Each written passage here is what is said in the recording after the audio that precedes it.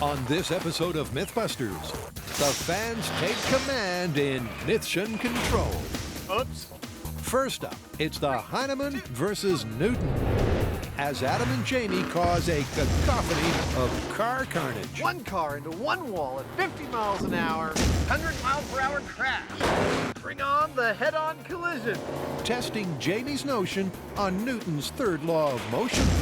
So are you ready for some more wanton destruction? Meanwhile, Carrie, Grant, and Tori are back in the school of hard knocks as they retest Knock Your Socks Off. Hold on to your socks, Buster. And this time, they're cruising for maximum bruising. Who are the MythBusters? Adam Savage That is science. and Jamie Heinemann. We're gonna have an adventure. Between them, more than 30 years of special effects experience. Fun for the whole family. Joining them, Grant Imahara, Formidable projectile. Carrie Byron, Let's do it. and Tori Belleci. They don't just tell the myths, they put them to the test.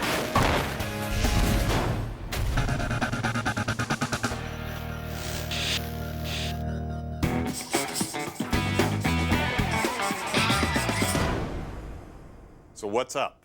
What's up is that the fans are in control. It is effectively Mythshin Control. So how does that work? Cast your mind back to Compact. Remember we smashed two semis into each other at 50 miles per hour, which you said on camera was equivalent to one of them hitting a wall at 100 miles an hour. And the fans went nuts. They are revolting. They rose up and they said, no, two cars hitting each other at 50 miles an hour is not equivalent to one hitting a wall at 100 miles an hour. It's equivalent to one hitting a wall at 50 miles an hour. They say that you were wrong. Let's test it. That's what I thought. It was the episode that had it all. Crashes. Wow. Smashes. And according to fans, a subtle physics faux pas. Both trucks were traveling at about 50 miles an hour when the impact occurred. Now that's equivalent to a single impact going into a solid wall at 100 miles an hour. Stop right there. This innocent remark Now that's equivalent to a single impact going into a solid wall at 100 miles an hour. sparked a fan frenzy.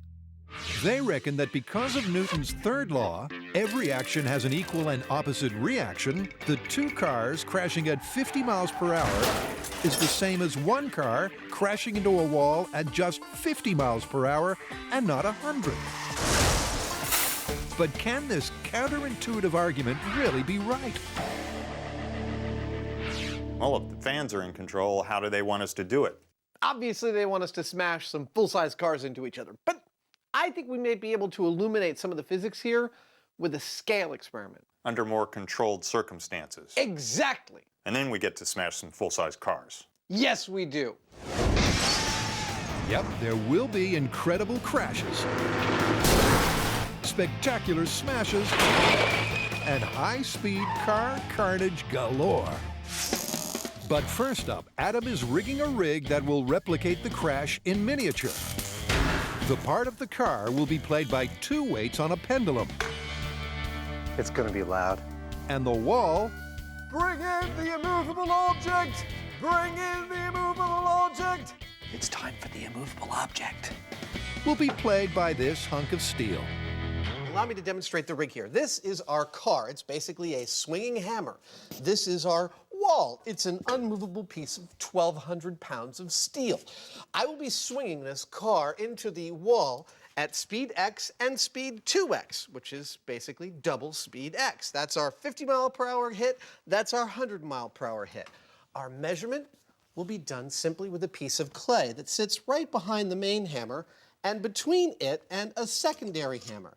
Obviously, when I swing this car into the wall, that clay will compress, and it will likely compress a different amount at speed x than at speed 2x, and this gives me a beautiful comparison point when I smack two cars into each other a little bit later. Okay, so the swing from 1x will imitate a 50 mile per hour wall crash, and the 2x swing will double the speed to replicate a crash into a wall at 100 miles per hour. These impressionable clay weights will model the force of the impacts. Using clay for this test seems like a good idea, and it is. It's made in a factory, it's fairly consistent, but fairly isn't good enough. It's not made for precise measurements. In our case, about the best that we can expect to do with this is get a general idea of what's going on with the test, and I'm satisfied with that. And to get that test swinging, the first clay weight is loaded to start at a speed of 1x. Uncompressed length 2.68. Car hitting a wall at speed 1x in 3, 2, 1. Satisfying ding, isn't it? Yeah. Satisfying maybe, but more importantly, their first data point. Post-compression length 1.5. For a comprehensive result, the guys get into the swing of things and repeat the test 5 more times. Next, it's time to double the speed to 2x for a full swing. Uncompressed length 2.6. Car hitting a wall at speed 2x in 3, 2, 1. I think that's more. I think that's a lot more. Yep, and the measurements hammer that home.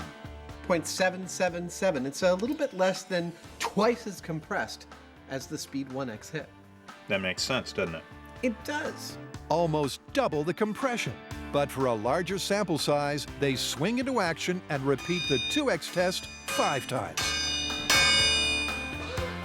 And now that their clay collection is complete, What's next?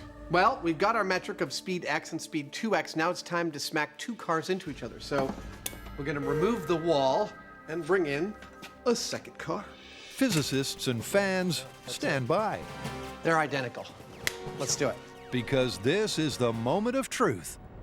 Now that's equivalent to a single impact going into a solid wall at 100 miles an hour. Will the clay clear up the controversy, or will it be as clear as mud?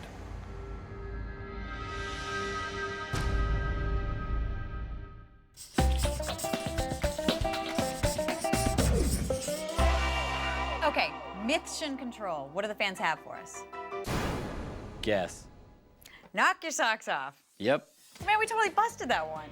Apparently not. According to the fans, you can knock someone's socks off if you have a hard enough punch. So apparently we messed it up. Really? What did they say we got wrong? Take your pick. You used the wrong punch. Your socks had too much elastic in it. Buster was not supporting his own weight. Well, looks like we gotta pull our socks up and give this one another go. Cool. Cool. Cool. The last time the team tested the myth that one punch could lift Buster out of his leg wear, 500 PSI was really intense. nothing they tried could knock his socks off. And the myth was down for the count. Or was it? Well, apparently not. The fans flooded our inbox telling us exactly what we got wrong. Now, armed with a list of mythical mistakes, the team is ready for a rematch. So, given the huge fan response, where do we start? Well, the most prevalent criticism is that we used the wrong sock. We used elasticized, long sports socks, the worst case scenario for the experiment. Meaning they were too difficult to pull off. Exactly. All right, well, why don't we start out with the best case scenario sock, the one that requires the least amount of effort to pull off. Once we find that, then we can unleash some heavyweight punches on it. All right, well, since we need to be meticulous about this, we should also test hairy leg versus hairless leg. So that way we get the best leg sock combination. Are you volunteering your bare legs? I don't wax my legs. Not yet, you don't. Oh, hey, round one. Right, first into the ring is the sock. And to measure just how much force it takes to pull a sock off a human foot, I hope this is the sock puller and not the knee dislocator. Grant has designed this sock stripper. Let me introduce you to the dual sock pulling and measurement machine. Here I have a giant pneumatic cylinder capable of generating over 2,400 pounds of force, which would be equivalent to, say, hanging a car on your sock and letting it drop. Connected to the clevis is a bar with dual high-precision force meters. Now, why 2 meters? Because we want to compare side by side, simultaneously, the difference between a hairy leg and a waxed leg. And finally, Here in the seat will sit our test subject, Tori. Unfortunately for Tori, he is destined for the hot seat. So Carrie is wielding the spatula of doom. How's that feel? Yeah, it actually feels kind of good. What's so bad about waxing? So ready? 1, 2, 3.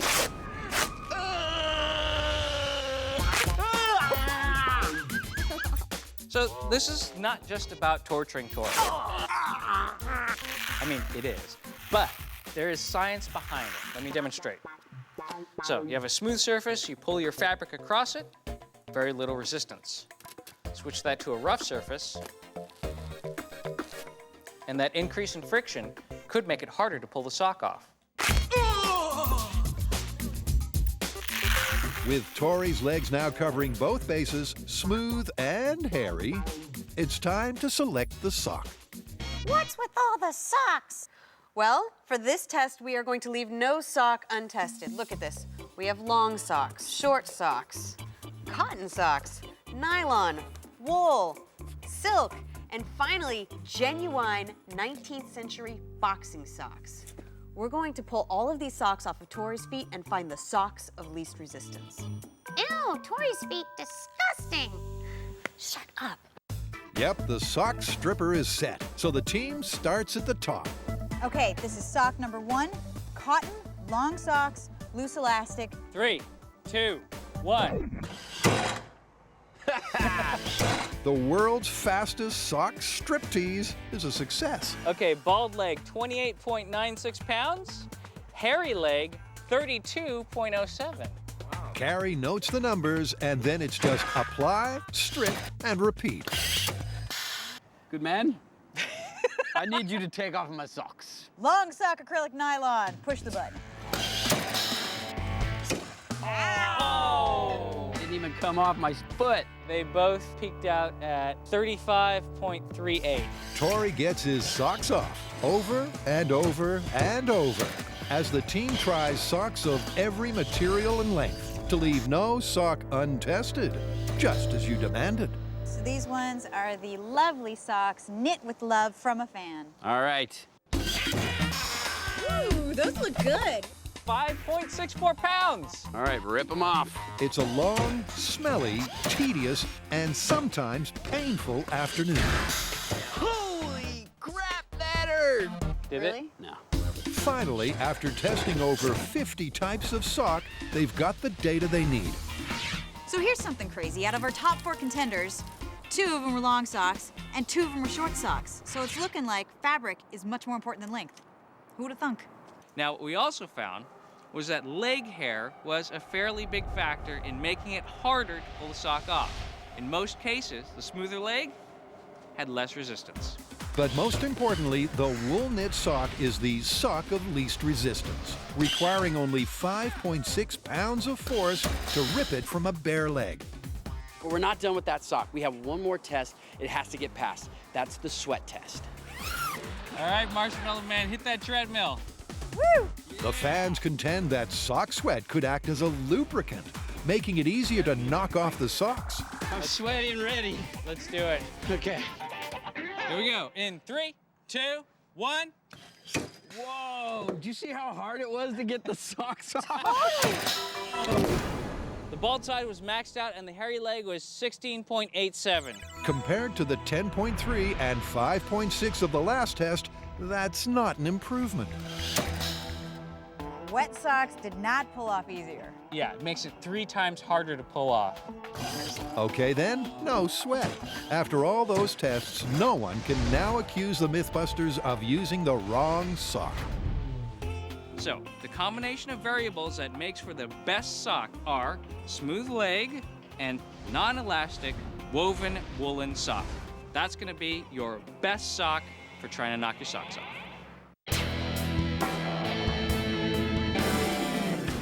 In Compact, the fans detected a disturbance in the force. The airbag went off. So now it's MythBusters versus Sir Isaac Newton. But for whom does the bell toll? These 2 pieces of clay tell the tale. This is the clay compressed at speed 1x. This is the clay compressed at speed 2x. Now, if Jamie's right that two cars hitting each other at speed x is equivalent to one car hitting a wall at speed 2x, then this is what the clay is going to look like when we smash two cars into each other at speed x. If the myth is true, this is what the clay in those cars is going to look like. Which is it? I quite honestly have no idea. This is the moment of truth. Are you ready to go? What are you doing back there? I'm ready. I'm going to cut from top dead center so that the amount of force on both is the same. Okay. Here we go. Two cars smashing into each other at speed 1x. And 3, 2, 1. The clay catastrophe goes under the hammer. And judging by first impressions, it looks like the fans may be onto something. Well, I'll tell you right now, the compression I can see from here does not look like no 2x speed hit. It looks like a 1x speed hit. It looks a lot closer to a 1x than a 2x, but let's do the measurements. 1.54. 1.28. The results are in. The two-car test clay is almost identical to the clay from the 1x tests, and nothing like the 2x tests. With all the variants in all of our tests, one thing was really consistent, was that the 2x speed hits looked a lot like this, and the 1x speed hits look a lot like this. And our head-on collision, it looks like this. So where are we with the story? Well, the hammers and clay seem to be saying that it's looking pretty good for the myth, that two cars hitting each other at 50 miles an hour might actually be equivalent to one car hitting a wall at 50 miles an hour, and not at 100, as you previously stated. What do you want to do next? Next, I want to smash some cars. All right, then. Yep, although the impressionable clay supports the fan theory, will that be true when they test the metal of actual automobiles Here we are. at a very special location? It's a platform 120 feet tall just for dropping stuff. This is a motorized steel barrel just for strapping down a car and turning it upside down. I'm not sure what this one's for, but I'm pretty sure I could come up with something cool to do with it. Where am I? I'm in Arizona, in the middle of 150 acres of pure awesome. This is pretty much what I would design as my ideal playground. It's a test facility designed to break things, smash things, make them fail, and analyze the aftermath. This is one of the test facilities owned by Exponent Systems, and today they're going to help us smash some cars. And first up to feel the crash force is this. So this is our car. This is our car. We're going to smash it at 50 miles an hour into a wall. Well, let's get started. All right. How's all this going to go down? This is a 1,280-foot long crash rail. It has a track embedded in it and a cable that pulls a car along that track towards the impact spot. These two V8 engines, which have about 800 horsepower between them, pull this cable, which pulls the car up to the desired speed. When the car gets to about here, the cable's going to release it, so it's traveling only under its own momentum, right into this big steel thing. It's at this point that we'll have a complete picture of what happens to a car when it's going 50 miles an hour and comes to a dead stop by crashing into a wall. It's not just a picture they'll be getting. Jamie has also added some high-tech trickery to capture the force facts. There we go. Inside the car, underneath the back seat, is mounted a block of accelerometers that measure deceleration of the impact in 3 separate axes of movement. That information is sent back to a data logger that's mounted in the back of the car. It records all that information. It's kind of like a black box. Just like in the small-scale test, they'll gather the stats for a 50-mile-per-hour wall crash, a 100-mile-per-hour wall crash, and then finally a 50-mile-per-hour head-on collision. This crash, it's basically a data point, one of 2 that we will obtain in order to correctly analyze our head-on collision. Careful viewers will note that in the full scale, we're following the same experimental procedure as we did with our hammers and clay. We think it has a nice symmetry. Shall we log the pre-crash length? Sure. 15 feet. All right, then. All right, the cable's ready. Come on in. With the length logged and the black box engaged, the car is ready to meet its fate, slamming into a solid steel wall at 50 miles per hour. All right, this is one car into one wall at 50 miles an hour. Take it away. Okay, Bob, we're ready for roll-off. The V8 engines roar as they spin the cable. And the car gains speed till it's holding at precisely 50 miles per hour. And then plows headlong into a wall of steel.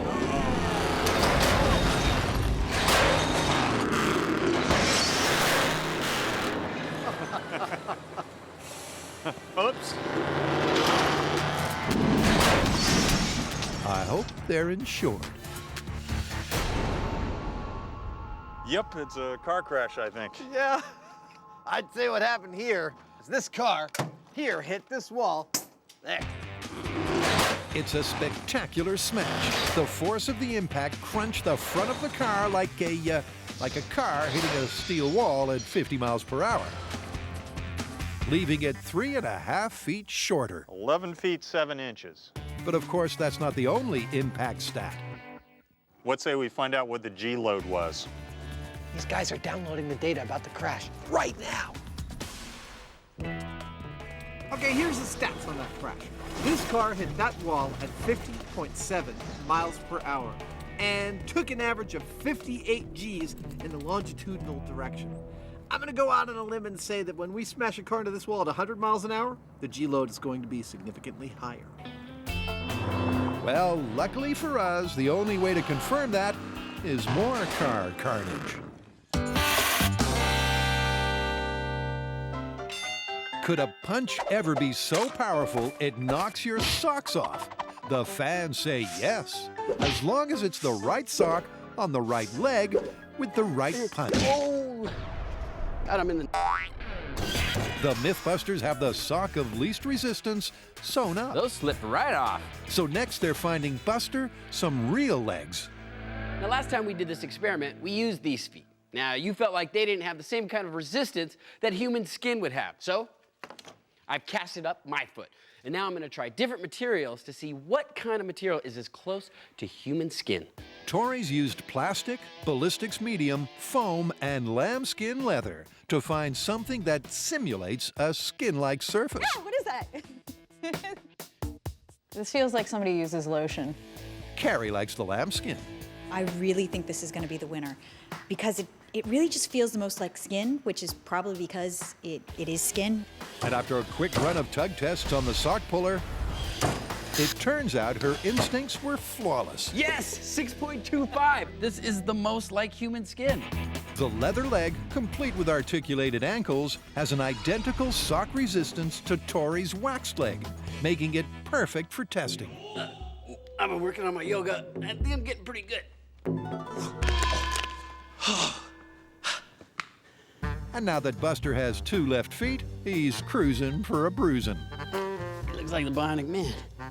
The team have a whole range of punches to throw. It's like assembling an old friend. But first, they're starting with a familiar enemy, Nitro Punch. Now, I originally built this nitrogen cannon to fire a grappling hook from a moving car. The first time we tested it, it flew off the table like a rocket. The second time we tested it, it punched a hole in the wall. That is the power of the nitrogen cannon. But before Nitro is unleashed, Grant's devising a system to get the drop on Buster. So this, my friends, is the laser trigger. It's got a beam right here and a sensor up here. When I break the beam, it fires a solenoid that drops Buster on his own weight.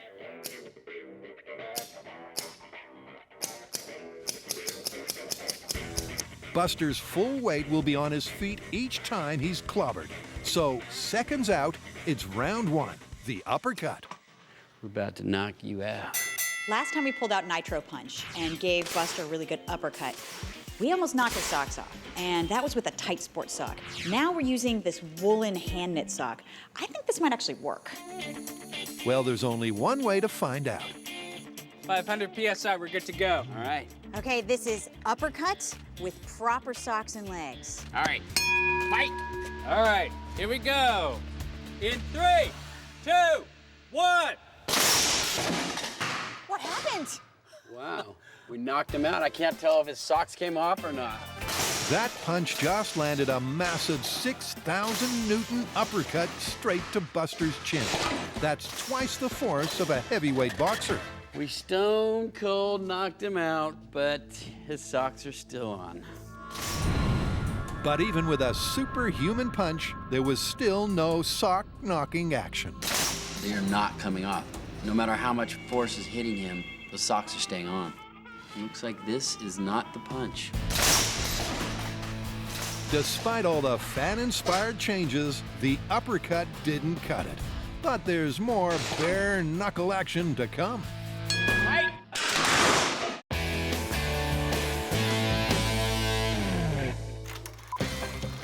Duking it out in the ring can be a dangerous business. But could a prize-fighting punch knock your socks clean off? So far, no. It didn't work before, it didn't work this time. But the MythBusters aren't throwing in the towel yet. And that's because the fans think we have two other kinds of punches to try, the right hook and the body blow. We'll be testing both of these punches with robots because they have superhuman strength. And if they can't knock the socks off, they'll never get punched off. But we're gonna start out by getting hooked. In the sweet science of bruising, a right hook packs a powerful punch. By pivoting as he swings, a boxer drives the force of the blow across his opponent's body. It's this transverse momentum that could focus the friction to force the feet from the socks. Ever happy to oblige, Grant has just the machine to deliver a roundhouse blow. Now you might be saying to yourself, gosh, that machine looks awfully familiar. Well, it is. First it was a face smasher, and then most recently it was up on its end kicking a soccer ball. A few minor adjustments later, and Buster had better look out. Now, an average heavyweight boxer can punch with around 3,000 newtons of force. That's a lot of power. However, there is no boxer in the history of boxing that could punch with the same amount of force as our machine. Not even Mike Tyson. Hope Mike doesn't watch this show. But I think we're gonna break Buster's head before we knock his socks off. For round 2 of punching, it's Buster versus the right hook. So, gentle viewers, to address your very important concerns, I've built this incredible punching robot that simulates a right hook. And these are the hand-knit wool socks that have the least resistance, and they are over our human-like feet.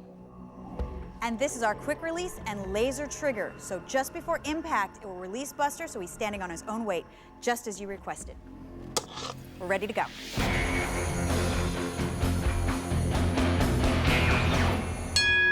Fight! All right, here we go. In 3, 2, 1. Wow. Wow. We knocked him over, but look, his socks are still on. One massive right hook to the head, and the force is enough to knock Buster sideways, but not his socks. That punch was incredible. I mean, the power, bang! And Buster actually did a somersault. However, did not knock his socks off. But Buster has one heck of a chin. Looks like he wants to go for another round. And for the last round, the team have the most powerful punch yet, the body blow. Now, our body blow machine is the most powerful one we have, and that clocked in at 52,000 newtons, or 15 times your average boxer. That massive momentum will be delivered right into Buster's breadbasket. With the uppercut and the right hook, you're hitting the head and relying on that amount of energy to move all the way down the body and flick the legs out. But with the straight punch, the body blow right to the midsection, that's acting more directly closer to where the socks are. And so if you look at in the middle, caving like that and potentially kicking those feet out. Well, now it's all down to the power of the nitrogen cannon. Going up to 500. Grant charges it up, and then it's a countdown to chaos. Okay, we're ready to fire. This is Knock Your Socks Off, straightforward body blow. We have knit socks, leather legs, and Buster on his own weight, 180 pounds. Fight. All right, here we go. In 3, 2, 1. Whoa! We knocked him out, but still, his socks remain on. Although there was some encouraging sock movement, even a punch 15 times that of a heavyweight boxer couldn't separate Buster's legs from his socks. The myth that you can punch someone out of their socks is busted. The uppercut couldn't do it. The right hook couldn't do it. Even the super body blow could not do it. They all failed, even using the socks that were the easiest to come off. But don't worry, we're not gonna give up. We're gonna keep trying. Ugh. Adam and Jamie are having a smashing time. All in the name of physics. How did we get here? Well, it all started when Jamie said this. Both trucks were traveling at about 50 miles an hour. That's equivalent to a single impact going into a solid wall at 100 miles an hour. That's pretty sound reasoning for my money, but no, the fans cried. Two cars hitting each other at 50 miles per hour do not equal one car hitting a wall at 100 miles per hour. Because their mass is the same, they cancel each other out, and it's no different than one car hitting a wall at 50 miles an hour. I find this surprising and hard to wrap my head around, but our scale experiments seem to bear it out. But of course, we're not going to leave it there. This is what happens when you crash a car into a wall at 50 miles an hour. Next up, we're going to be crashing a car into a wall at 100 miles an hour. How bad will it be? We're just going to have to crash it to find out. So, an identical car, well, except for the fact it's lemon yellow, That's good. Bring it straight in. is hooked up to the track. All right. If we thought of the cars that we're experimenting with to be people, we could say that they're actually donating their bodies for science. And if we further carried that analogy, we could imagine that while they're happy to do it, this car is perhaps a little less happy to do it than his predecessor. Because while his orange brother got to hit the wall at 50 miles an hour, this lemon has to do it at 100 miles per hour. Now, the 50-mile-per-hour impact clocked an impressive 58 Gs. But will doubling the speed double the damage to this car? It's good. I gotta say that after watching that 50-mile-an-hour crash into the wall, I have a really hard time imagining that the 100-mile-per-hour crash is gonna compress the car that much more. I don't know. So are you ready for some more wanton destruction? I am! Let's go twice as fast.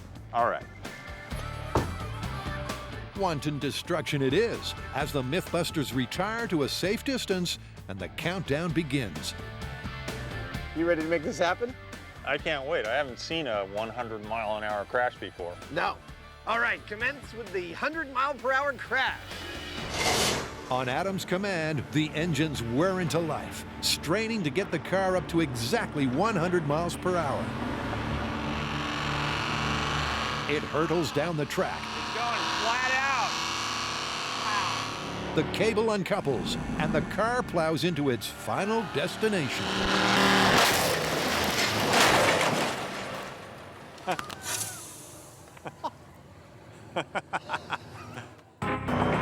The guys are understandably speechless.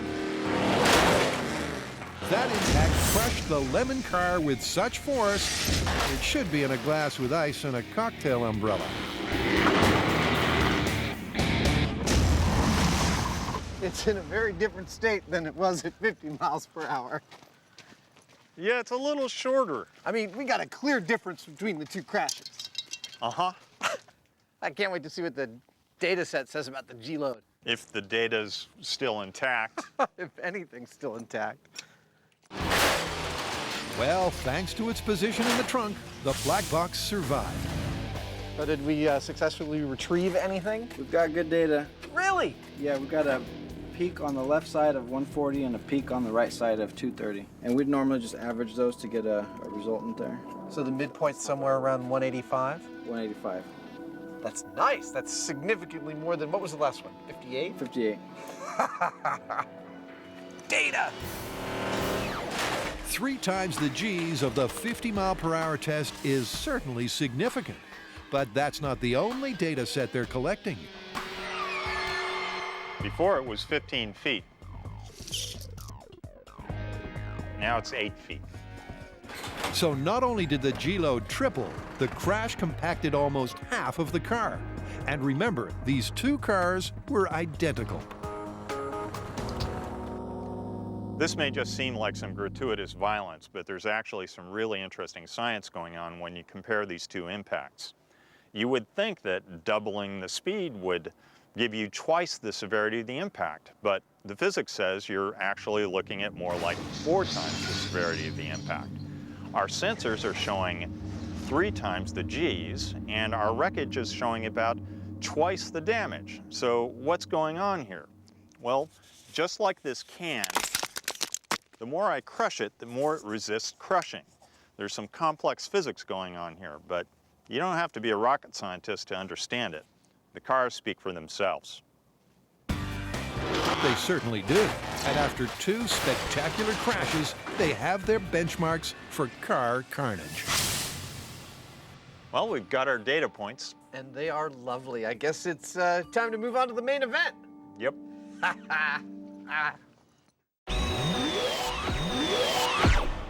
All right, look, we've tried everything, but even with superhuman strength and the best case scenario sock, you still can't knock someone's socks off with a punch.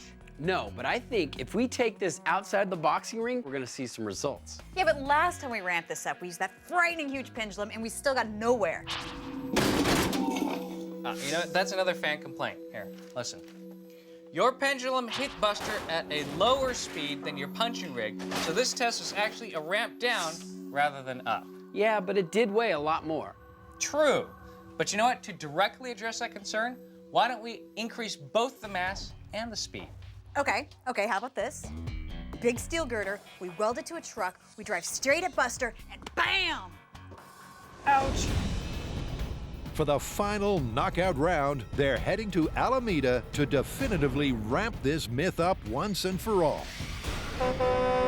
Brian, thank you so much for bringing your truck out. Now tell me what this thing can do. This truck is about 20,000 pounds plus loaded. It's turbo diesel. It can reach speeds of 80 miles an hour, and it's ready to take down Buster. I think this is the right truck. So you guys felt like the pendulum wasn't good enough. Well, this is what I have for you. What I have here is a 600-pound steel beam that I'm about to weld to this 13,000-pound truck. It's a simple build. 1 giant girder welded to 1 turbocharged truck. All right, time to fight. And voila, mass plus speed equals the behemoth of all battering rams. While further down the range, Grant sets up his laser quick release and Carrie erects the structure for Buster's last stand. Now, I've built a nice little balanced structure so that Buster can hang, and then I'm painting the entire thing yellow, maybe a little bit of pink, so that you can see it from far, far away, because it's gonna be a really long run-up. Once Carrie's hangman harness is complete, it's time to guide that girder right into Buster's reinforced guts.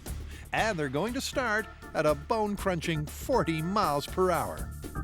We are about to hit Buster with 4,000 times the power as any boxer to see whether or not we can knock his socks off. I have a feeling we're gonna knock his legs off before his socks come off, but let's see what happens. Remember, Buster is wearing the socks of least resistance on his human-like legs. He'll be standing on all 180 pounds of his own weight, and at impact, he'll be hit with 4,000 times the force of a heavyweight boxing punch. Will that be enough for the socks to fly? All right, getting into position. This is human-like surface with the socks of least resistance, Buster on his own weight. Wait, go at 40 miles an hour. Here we go in 3, 2, 1, coming at you. Brian guns the engine and charges towards our smash test dummy, steadily picking up speed. 30 miles an hour. Until hurtling into Buster at 40 miles per hour. Whoops. Oh, we swing and a miss. That was quite literally a letdown. We totally missed Buster. Let's bring the laser closer to the Buster. Yeah. Buster was like, nope, you ain't taking me out. But Buster's not getting off that easy. The laser trigger is adjusted and he's hoisted back into position. Rarely do you get things on the first try. Science takes a few tweaks to get right. Indeed. And if at first you don't succeed, get back in that truck and try again. All right, we are in position. Go at 40 when you're ready. 30 miles an hour. The truck speeds down the track at 40 miles per hour. Come on, do it. Triggers the quick release. Contact.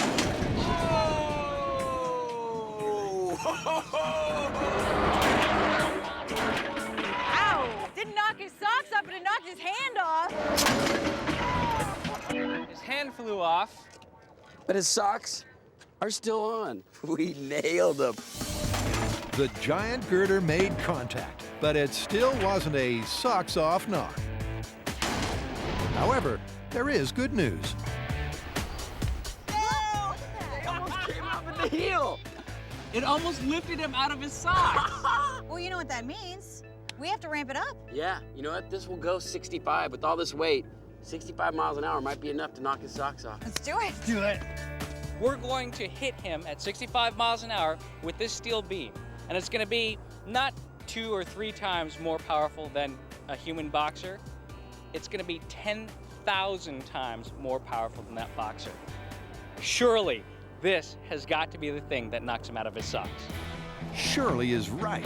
If 10,000 times the force of a boxer can't knock the socks off Buster, then it can't be done. I think we've really got a chance here. We got all the elements. All right, let's do it. All right. Let's hit him. 65 miles an hour. Here we go. This is the main event. Let's see if we can knock Buster's socks off. The truck takes its position, then it's pedal to the metal 50 miles an hour. as it thunders down the track. Hold on to your socks, Buster. 65 miles an hour. Houston, we have liftoff. We knocked his socks off. Dude! Oh my God! We knocked his socks off. I turned around. All I could see was like an explosion, and then I saw 2 socks floating down to the ground. There you have it. One 30 million Newton knock, one de-socked Buster, and 3 ecstatic MythBusters. But one question remains. My big question is, what came off first, the socks or the feet? Oh! His whole face flipped out. Look! Yes! The socks came off! Look at that! That's great. Right on. They didn't get dragged off. No. They got knocked off. After the first time I heard this boxing myth, I thought to myself, who knows? Maybe it's possible. But after we first tested it, I thought there is no way you can knock somebody's socks off. Until now. After seeing what I just saw, where we hit Buster, knocked him out of his socks, it's possible. I mean, a boxer couldn't do it, but we could. So after 20 some odd sock tests, multiple punches, does the phrase knock your socks off still hold true? Yes, as a matter of fact, you can knock someone's socks off. The caveat is that it's going to take 10,000 times what a boxer could do. So yes, you can use the phrase, but use it lightly.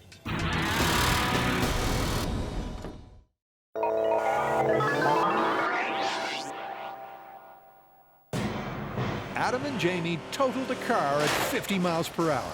Oops. Totaled a car at 100 miles per hour. And now have their totals on crash force trauma. This car right here hit a wall at 50 miles an hour. This car hit a wall at 100 miles an hour. I think the difference is pretty clear. The question is, when we smack 2 cars together at 50 miles an hour, are they gonna look like that? Or are they gonna look like this? We're gonna smash 2 more cars just to find out. It's the final act of Carmageddon. 2 cars in a 50 mile per hour head-on collision. Here's how this breaks down. At this end of the track, the yellow car. And at this end sits the orange car. And here in the middle, these 2 cars will meet in a 50 mile per hour handshake of destruction that will hopefully answer all the questions we have about the crash forces involved.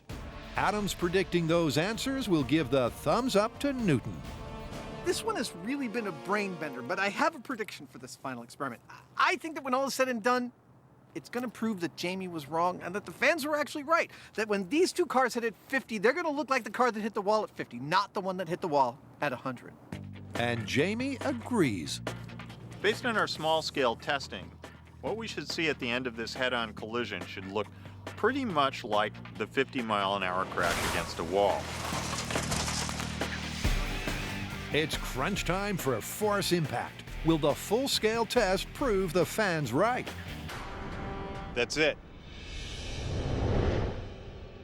Well, I think it's time to do the final test. They're all set up. It would seem so. I'm going to call it. Bring on the head-on collision. From each end of the 1,280-foot track, the identical 1.5-ton cars take off. Both cars gain speed as they head headlong down the track towards their head-on collision. Then, as both cars reach 50 miles per hour, It's about to happen. the cables uncouple.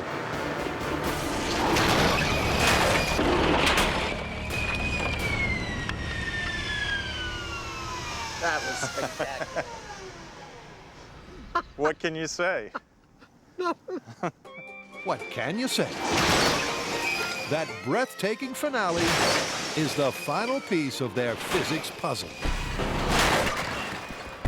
And as the MythBusters survey the wreck of a two-car 50-mile-per-hour pileup, they're playing Spot the Difference. There's a windshield between them. It's pretty evident, isn't it? It really is. It looks just like the 50-mile-an-hour against a wall crash. And nothing like the 100. Nope. Amazing.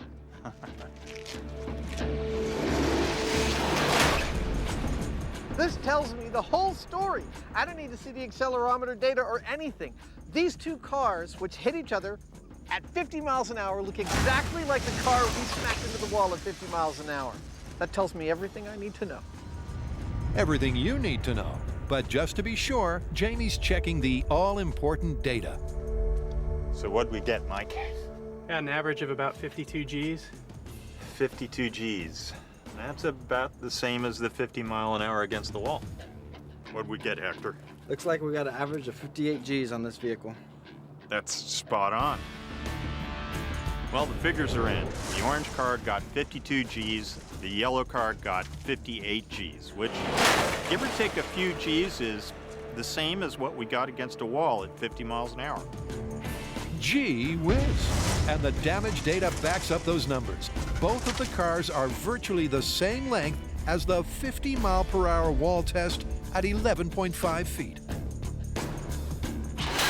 And after a spectacular spree of automotive mayhem, there is irrefutable proof that those physicist fans had it right. Newton's third law, every action has an equal and opposite reaction, holds true. Although the two-car crash at 50 miles per hour doubles the speed, the energy of the crash is transferred to twice the mass, halving it, resulting in a crash that looks like just one car into a wall at 50 miles per hour. I made a statement that two cars hitting each other at 50 miles an hour was the same as one car hitting a solid wall at 100. That was a mistake, but you know what? I'm okay with it. That's how you learn stuff. I love smashing stuff for science. One way or another, it's all just shrapnel.